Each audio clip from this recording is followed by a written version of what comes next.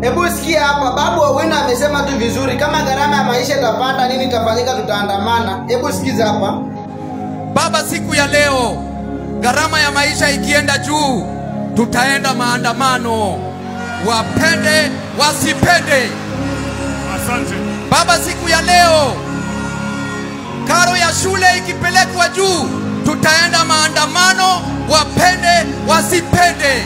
Sasa alafu kuna kamama kametokea tu kanda hapo na kanaanza kuja kusema ati kanapinga maandamano, ati sijika tashanga. Hebu sikiza huyu. Nitashangaa pakubwa kuona vijana bado mnashabikia maandamano. Mwisho kabisa niseme sisi wa Pwani tunajua tumeingia katika serikali na Mheshimiwa Joho ndio atatuongoza katika hii. Na utaendelea kushangaa kama umelipwa na Kasongo ukuje uharibu maneno. Wewe mama, wewe endelea kushangaa sana, sawa? Wewe kwanza ushaona mama anaandamana, ushaona mama rika yako anaandamana, ni Gen Z.